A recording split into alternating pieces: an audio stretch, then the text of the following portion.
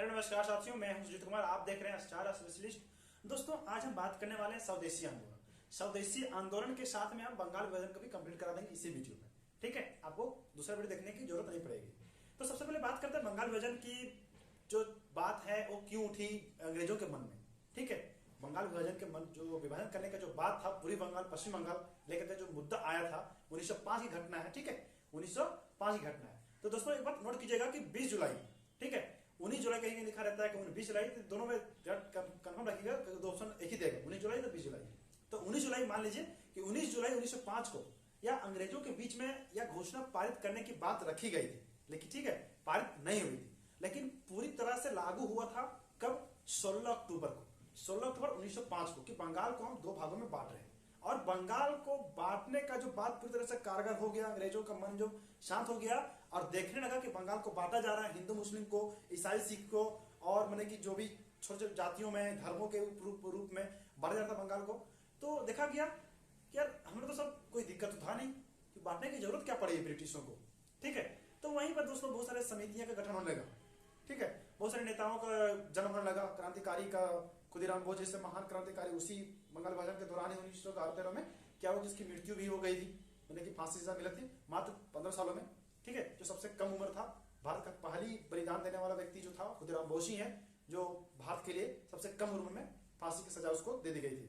ठीक है, ये बात यहां से क्लियर होगी। और दोस्तों बंगाल विभाजन के बाद जो उसके मन में इसलिए उठा क्योंकि बंगाल जो था बहुत ही फायदे का चीज था।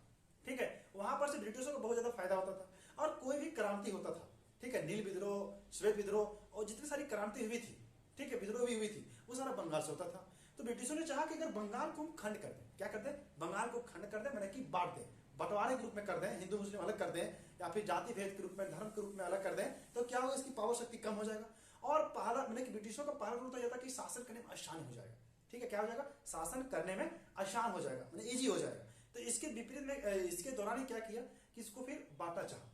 तो बांटना चाहा तो क्या हुआ कि विरोध में भी भारतीय लोग आ गए। क्यों भाई?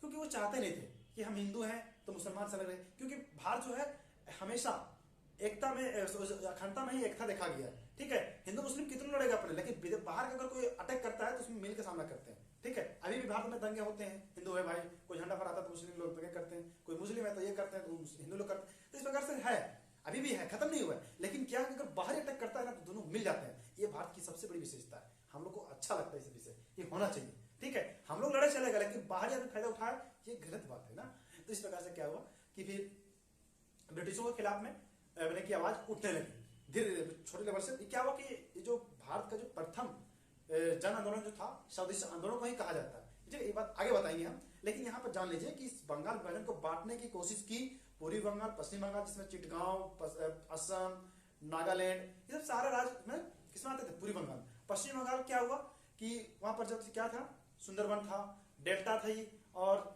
पश्चिम बंगाल की खाड़ी थी, बे ऑफ बंगाल। ठीक है, इस प्रकार से प्रमुख प्रमुख सड़कें थी और आने जाने की व्यवस्था ठीक ठाक थी, वहां पर बस्तियां थी, मजदूर थे और क्रांतिकारी नेता भी वहीं पर थे। तो ब्रिटिशों के मन में था कि यहाँ पर बहुत ज्यादा किफायती होगी अगर हम इसको तोड़ दें तो। क्या करेंगे, तोड़ दें तो बहुत चेष्टा की, है ना, चेष्टा तो बहुत ज्यादा की, उसको तोड़ देते हैं, लेकिन वो सफल नहीं हो पाया। पूर्वी बंगाल का सपना जो है पूरी तरह से संपन्न नहीं हो पाया। आखिरी में वह पश्चिम बंगाल ही बन करके रह गया था, क्योंकि इसके जो मांग, इसके बदले में स्वदेशी आंदोलन आ गया था, जिसके कारण क्या हुआ कि स्वदेशी आंदोलन का अर्थ ही होता है कि स्वदेश को अपनाना, स्व निर्माण, लेकिन खुद अपने देश के द्वारा निर्माण किया गया वस्तुओं को अपनाना, और ब्रिटिशों द्वारा अपनाई गई, मतलब कि जो दी गई वस्तुएं हैं, ब्रिटिशों द्वारा जो बन के आती थी उसको इग्नोर करना, उसको बहिष्कार करना। सिंपल बात समझ में आ गया? इसमें कोई दिक्कत होगा? कोई दिक्कत नहीं होगा। आगे बढ़ते हैं, आगे ये बढ़ते हैं कि दोस्तों यहां पर देखा गया है कि स्वदेशी आंदोलन की आने से क्या हुआ, बंगाल विभाजन खत्म हो गया। तो बंगाल विभाजन कब खत्म होता है? 1911 में। 1911 में क्या होता है, जब खत्म हो जाता है तो इसी के दौरान 1911 में बिहार अलग होता है, बिहार का मतलब बंगाल से अलग होता है। ठीक है, और 1911 में ही क्या होता है, पश्चिम बंगाल से दिल्ली को राजधानी बनाया गया था। कब बनाया गया? 1911 में। क्यों बनाया गया? क्योंकि यहाँ शासन करने में बहुत ज्यादा हड़कंप मच गई थी।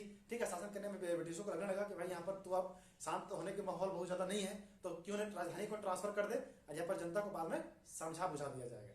ठीक है, तो राजधानी को फिर चेंज कर दिया गया। ठीक है, जो लॉर्ड हार्डिंग द्वितीय वहां पर थी, और कौन थी, रानी विक्टोरिया। रानी विक्टोरिया थी, इसका दूसरा नाम था, जिसका नाम आपका स्क्रीन पर दिख रहा होगा। हमें फिलहाल अभी याद नहीं है, लेकिन हम आपको दे देंगे। ठीक है, तो यह बात समझ में आ गया होगा। आगे देखते हैं कि दोस्तों स्वदेशी आंदोलन आने से बहुत सारे क्षेत्रों में प्रभाव पड़ा। कौन कौन क्षेत्र थे? आर्थिक क्षेत्र थे और राजनीतिक क्षेत्र थे, और देखा जाता है तो दोस्तों आर्थिक हो गया, राजनीतिक हो गया और सामाजिक क्षेत्र में और शिक्षा के क्षेत्र में, ये 4 क्षेत्रों में बहुत ज्यादा प्रभाव पड़ा।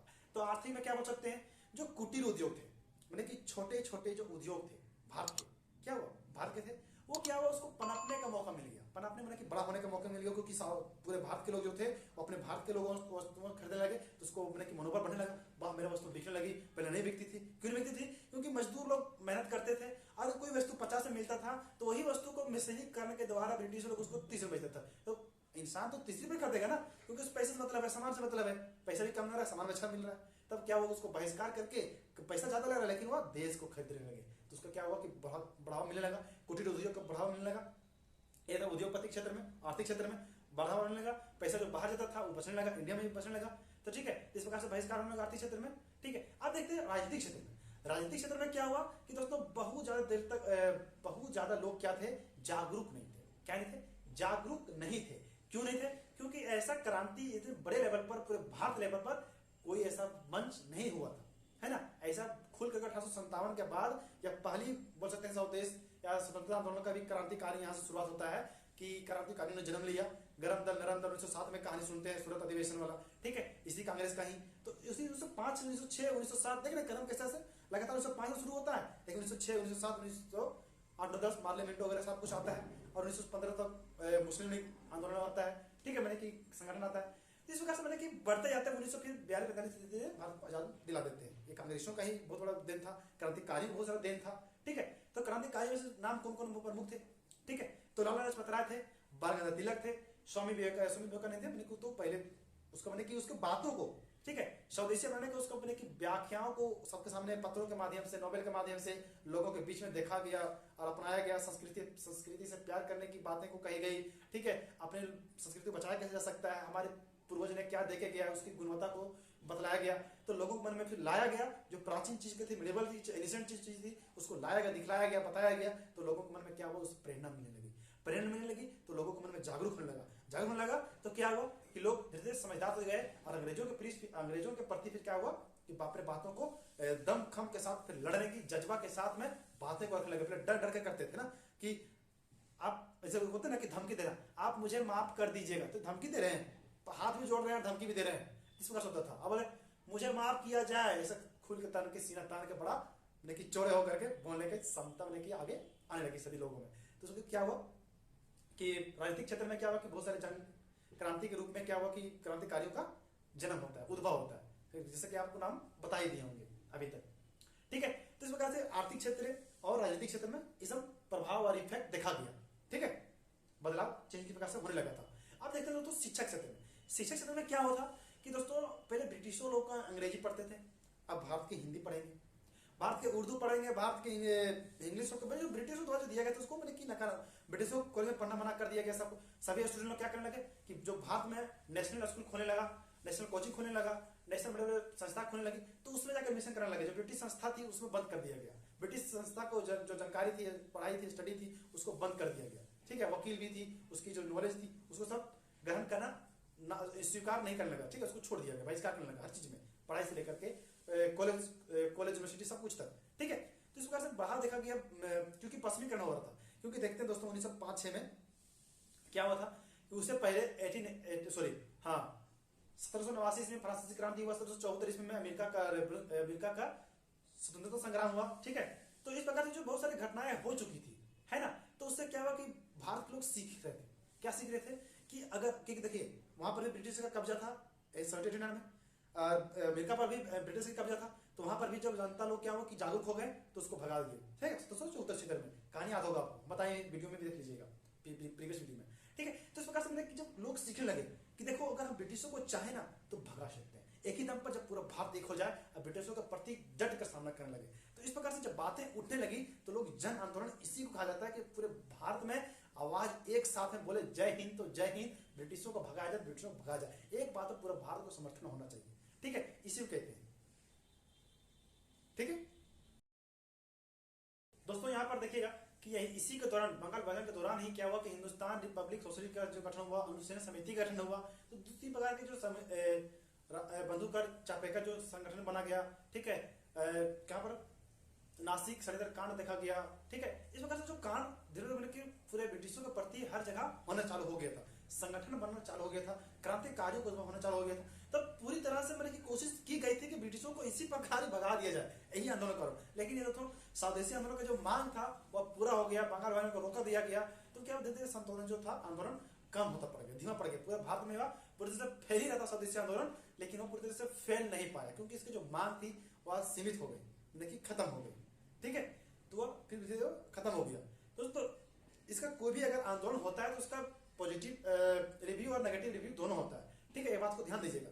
तो पॉजिटिव रिव्यू आपको जितने साल बताया ये सब पॉजिटिव रिव्यू हो गया। और नेगेटिव रिव्यू में क्या होता दोस्तों कि यहाँ पर ये हुआ था कि जो स्वदेशी आंदोलन जो था यह पूरी तरह से जन आंदोलन नहीं होता, क्योंकि इसमें जन आंदोलन कह सकते हैं, लेकिन ये केवल इसमें किसान जो भाई लोग थे इसमें साथ नहीं दिए थे, ठीक है। पहला नोट कीजिएगा लिखने का आएगा तो, ठीक है। और दूसरा पर दोस्तों इसमें क्या हुआ था, इसमें यह भी बात कहा गया था कि दोस्तों यह शहरों तक सीमित था, ठीक है, यह गांवों तक फैल नहीं पाया था। स्वदेशी आंदोलन गांव तक नहीं फैल पाया था, शहर तक रहा, सीमित रह गया। और दोस्तों ये क्या था कि मुस्लिम लीग की जो संगठन थी वह अलग हो गई, ठीक है। क्या हुआ, मुस्लिम लीग की जो गठन थी वह अलग हो गई हिंदुओं से, कुछ है ना। वो चाहता था कि पूरी पश्चिम बंगाल में बढ़ जाए कुछ मुस्लिम लोग, हम सब मुस्लिम नहीं, कुछ मुस्लिम चाहते थे, लेकिन वो नहीं हो पाया, तो उसमें कुछ बट गए, ठीक है।